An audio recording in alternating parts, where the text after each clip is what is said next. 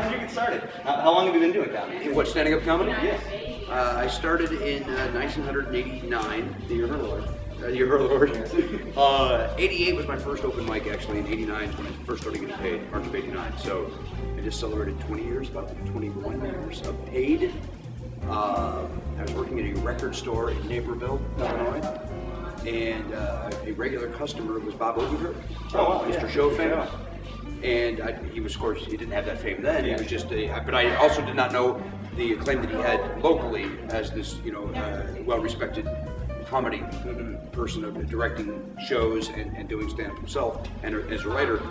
And he would come into the record store and we would talk a lot because his parents lived there and my record store did no business, so I was able to talk to him at length, and we would just make each other laugh and have a great time. And eventually he just said, he's really a funny guy. My roommate hosts an open mic and you should come and do stand-up. So I showed up with a bunch of friends and Bill left. Now does radio here in Chicago, and he and I went to high school together. Hadn't seen him in a couple of years. And I walked in and Bill's there and he goes, hey, are you on the show? And I said, no, I just came to watch. Odenkirk invited me to watch. And he said, well, you were the funniest guy in high school. You should be doing this. So the next week I started. Wow. And there we have it. Was there really like a cram session at that point? It wasn't so much a cram session as much as it was just learning how to do it. Yeah. I write stupid things down, and none of it was funny. As an open micer, I was very much what I am doing today as a stand-up, where I would get up and improvise and creating in the moment. And people, this is the only time I'll ever be cocky about myself, because I'm a self-deprecating, self-loathing human being, as most comics are. But comics used to always rush in to watch me do open mics because I wasn't reading off my set list. Sure. I was creating. Other comics loved watching that, as did I when other comics did it. So it was very flattering. And then when I started getting paid, I thought I had to be a comedian then. And I kind of threw away all that greatness and what made me unique to be a guy that rolled up his sleeves and with a t-shirt underneath it, to be the Jerry Seinfeld that would stand up comedy. And I stuck. I was just absolutely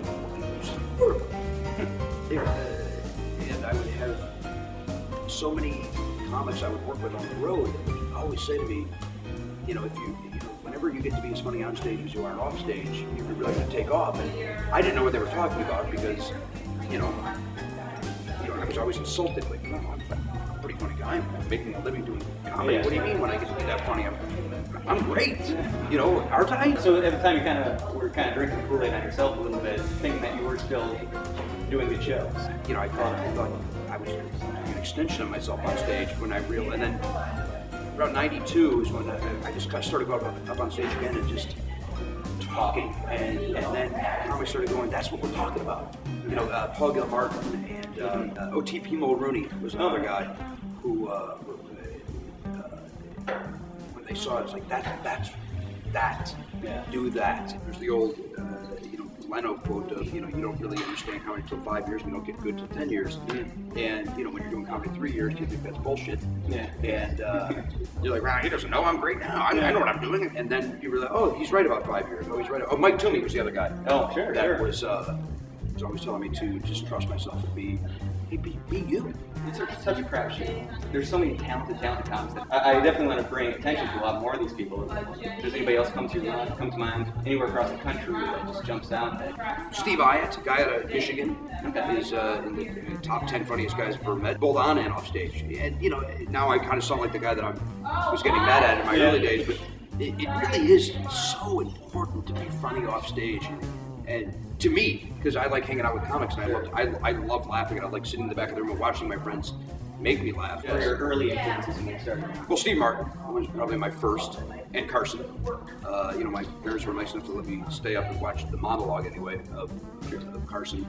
Richard Lewis, probably Richard Lewis more than anybody, and probably because of the stream of conscious that I do it, and even though Richard's got his string of notes that he goes to, but I just loved the way that he would riff and find the funny where there isn't funny, and maybe he would never find the funny, but I just like that he trusted himself going on that path, and knowing Richard, he probably beat himself up for 8 hours after the show for not finding the funny, but I know I was influenced. My mom used to always tell me when she would come to my first shows that maybe I was too much like Richard Lewis. Those are the four, Lou Carson, Richard Lewis, Paul Reiser, and Robert Klein.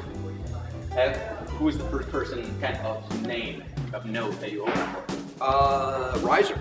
Oh yeah? I worked with Reiser in Oak Brook, and to this day, one of the funniest men I ever worked with. Yeah. Off stage.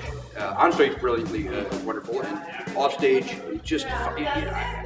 My friends and I use this phrase, funny in the bones, where somebody just is funny. Yeah. And Paul Reiser is just funny. He was nice to give me his phone number at the time, and we kept in touch twice, and then he became a millionaire, and I've never spoken to him again. So slightly before Mad About You. Right before right after My Two Dads, and right before, in fact, one time, quick story, we were leaving the movie theater, and said park me $5, and I'm driving because he was in town, and he says, he goes, I'll park me $5. Don't worry, I'll get this. So I go, of course, big shot from Hollywood. Yeah. And he says, so we get up there, and the guy goes, yeah, $5. And he goes, he leans over from the passenger seat and goes, Paul Reiser, star of Stage and Screen. And the guy goes, $5. And he goes, $5, Jimmy Pardo. And it was just, how do you not laugh at, gorgeous that, and then the guy goes, hey, aren't you the guy from My Three Dads? And Reiser goes, well, it's My Two Dads, but I'm so good you think there's a third dad. And then the guy goes, he said, I got a question for you. Did you ever fuck that girl? He goes, yes, we all fucked the underage girl. That's what we did every day on the set. Yeah. Who are you paying attention to today? I look in the mirror every day, sir, and that's who I pay attention to. Begins and ends right there. Who do I pay attention to today? Oh, I guess the obvious ones are, Louis C.K. and Paul F. Tompkins and Andy Kindler. I'm very lucky to be part of the alternative comedy scene in LA, but I'm also lucky to be accepted in the mainstream comedy. Yeah. Toomey, again. Brian Regan is the best at what we do.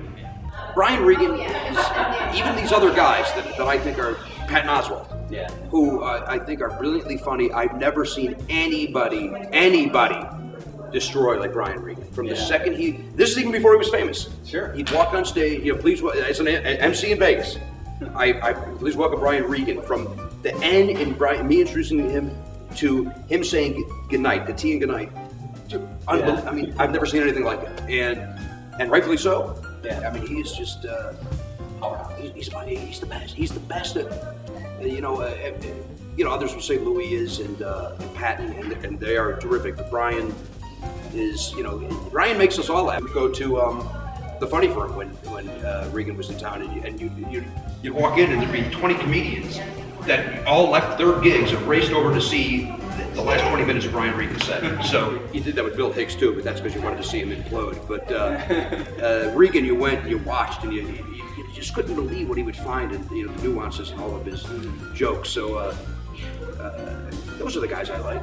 All right. Well, thank you very much for taking the time, and thank you, Zanies, Vernon Hills, for hosting us. And good show. Thank you. Oh, thank you.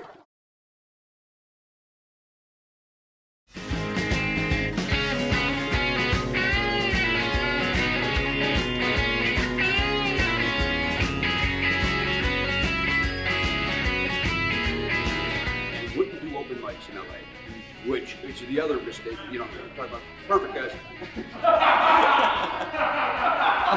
And, all right, windbag, clung. Blah, blah, you had a bad breakup, get over it, you faggot, clung.